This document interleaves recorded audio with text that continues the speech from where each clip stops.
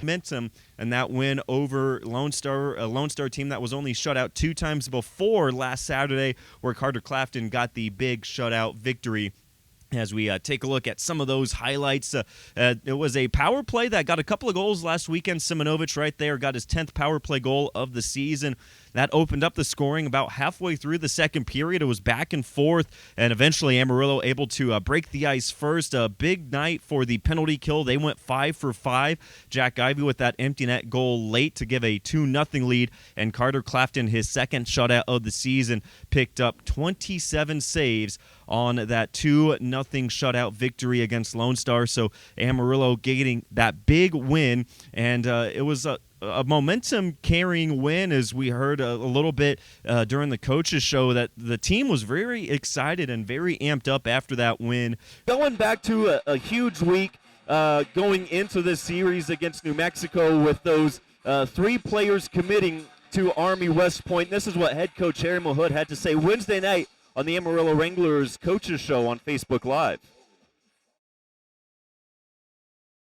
Well, it's the absolute name of the game. That's why junior hockey exists in the United States, is to get guys on to college hockey. And it's a very stressful situation for kids and families. It's one of the few sports where you have to defer your college when you're an athlete or a hockey player.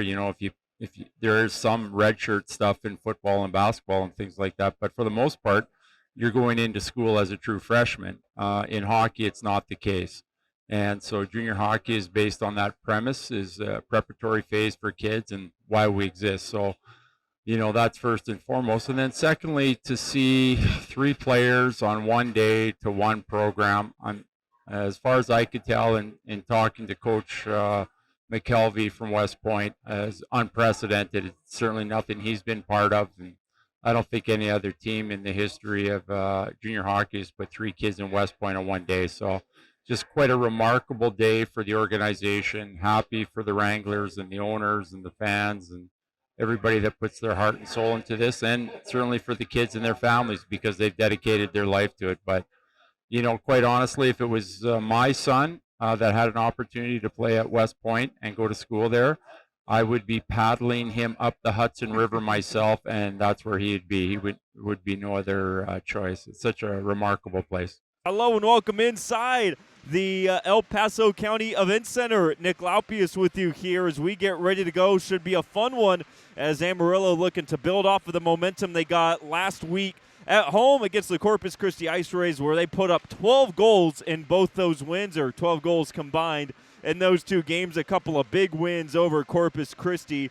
And they scored in a whole lot of different ways, getting some beautiful passing for goals, some redirections, power play goals, big weekend for the penalty kill. So a little bit of everything for the Wranglers last weekend in that big sweep over the Corpus Christi Ice Rays, as they got 5 goals in the first game, an overtime thriller, and then a 7-1 win on Saturday night, including a highlight reel goal that, got named the second star or second best play of the week and plays of the week from the North American Hockey League. As you check that out right now, it was a phenomenal tic-tac goal as the Ivy twins, beautiful passing connecting with Jack McDonald, who puts it home on the backhand. So a really beautiful goal. You see the passing there. The Ivy twins connect on a beauty of a goal, and that helped propel Amarillo to that 7-1 victory on Saturday night. We're lineup, but just being announced a couple days ago, as the NAHL had their Players of the Month announced. Now, 3 Wranglers got named honorable mention, and it's all in different categories. We take a look at our Players of the Month. The honorable mentions, Carter Clafton. He has a .938 save percentage during the month of February, including a shutout. Davis, 2 goals, 7 assists. And Pierce Patterson's, we'll take a look at that just one more time. Pierce Patterson, 3 goals, 5 assists. And Pierce now leading the way in scoring amongst defensemen for Amarillo, or for the North American Hockey League, rather. And so, and looking to bounce back after a couple tough losses against Oklahoma. They had a good week of preparation and even some more team bonding as they were out at Synergy, a partner of the Amarillo Wranglers. They got some bowling in Wednesday night, so nice to kind of clear the head a little bit, clear the mind to get prepared for Odessa, but I was able to join them for just a couple of minutes. They didn't want to take up most of their time, but it was a lot of fun getting to hang out with them. And here's just a quick look at these guys. A couple of good bowlers here on the team here in Amarillo.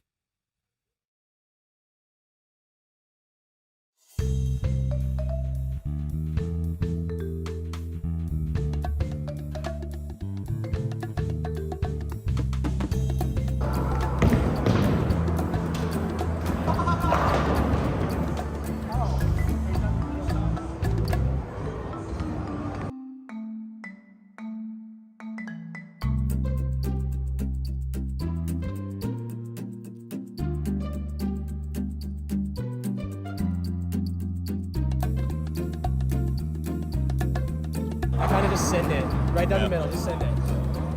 No thinking.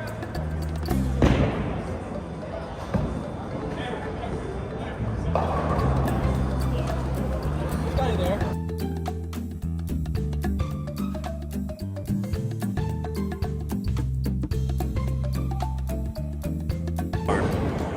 Trey, I was right about my prediction. Yeah, Trey and Connor is really good. Yeah, I'm pretty sick at everything, but Probably Trey. probably back. Yeah. Yeah, I was having top 2, not 2. Yeah, Trey's pretty We heard Simonovic, he's good at everything.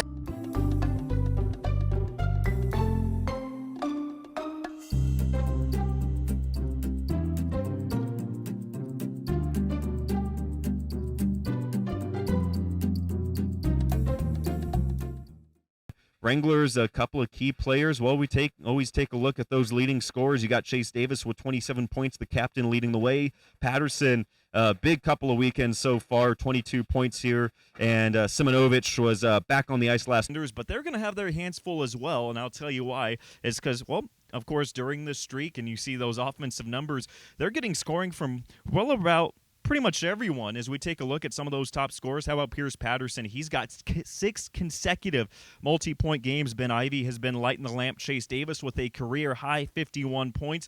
Connor McDonough, of course, 5-0 with his first 5 starts as an Amarillo Wrangler. And so, again, you get some scoring all throughout the lineup as they continue to try and track down one of those final playoff spots. That takes us to a look at the playoff picture here in the South Division, as you see the Oklahoma Warriors actually clinching the regular season title in the North American Hockey League, and they actually got a little bit of help from Odessa with the Jackalopes, a couple of wins over the Brahmas that helped Oklahoma clinch that regular season title. The Brahmas and Mudbugs clinching the playoff spots, and that's going to be a first-round matchup between Lone Star and Shreveport.